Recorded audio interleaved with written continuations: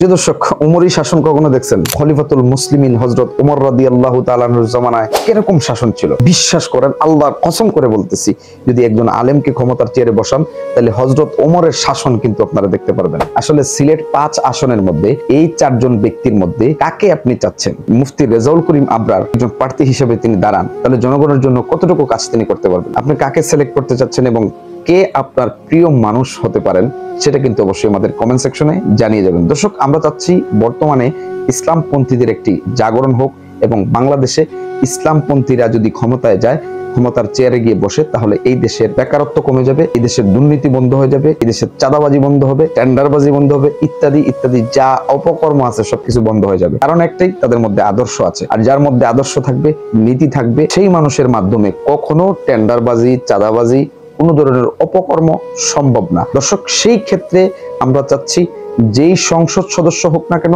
সে যেন একজন আদর্শবান সংসদ সদস্য হয় এবং জনগণের কথা যেন সে বুঝতে পারে, জনগণের কাজে যেন সে লাগতে পারে, জনগণের কাছে এসে যেন সে বুঝে, জনগণের দুঃখ ব্যথা বেদনা সেগুলো যেন সে বুঝতে পারে। প্রিয় দর্শক, এই জন্য আমরা চাচ্ছি একজন আলেম যখন ক্ষমতার চেয়ারে গিয়ে বসবেন, একজন আলেম যখন এমপি হবেন, মন্ত্রী হবেন, একজন আলেম যখন সংসদে যাবেন, তখন কিন্তু বাংলাদেশের গোটা সিস্টেমটাই পরিবর্তন হয়ে যাবে।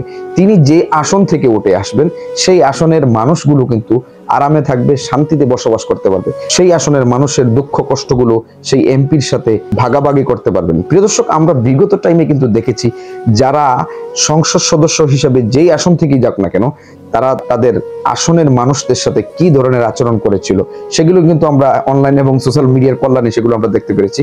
কিন্তু আমি আপনাদেরকে হলফ করে বলতে পারি, ইনশাআল্লাহ যদি কোনো আলেম সংসদ সদস্য হন, যে আসন থেকে এই আলেম সংসদ সদস্য হবেন এবং এমপি হবেন, তিনি কিন্তু এই আসনের মানুষের দুঃখ কষ্ট তিনি কিন্তু বুঝবেন।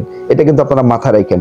এই জন্য আগামীর বাংলাদেশ যেন, আমরা মাইকে শুধু বলি আগামীর বাংলাদেশ, ইসলামের বাংলাদেশ, আগামীর বাংলাদেশ, আলেমদের বাংলাদেশ, সেটা বাস্তবায়ন করার জন্য, সেটা বাস্তবে রূপান্তরিত করার জন্য আমাদের মাঠ পর্যায়ে কাজ করতে হবে। যে যেই প্ল্যাটফর্মে আছেন, আপনি যেই জায়গায় থাকেন না কেন, আপনার জায়গা থেকে আপনি কাজ করে যাবেন, আমি আমার জায়গা থেকে কাজ করে যাব। আমি চাচ্ছি বাংলাদেশের আলেম সমাজ, বাংলাদেশের ওলামায়ে কেরাম যারা রাজনীতির প্ল্যাটফর্মে আছেন, আপনারা ক্ষমতার চেয়ারে বসেন।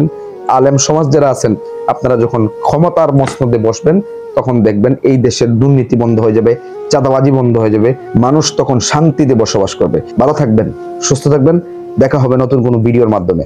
আসসালামু আলাইকুম ওয়া রাহমাতুল্লাহ।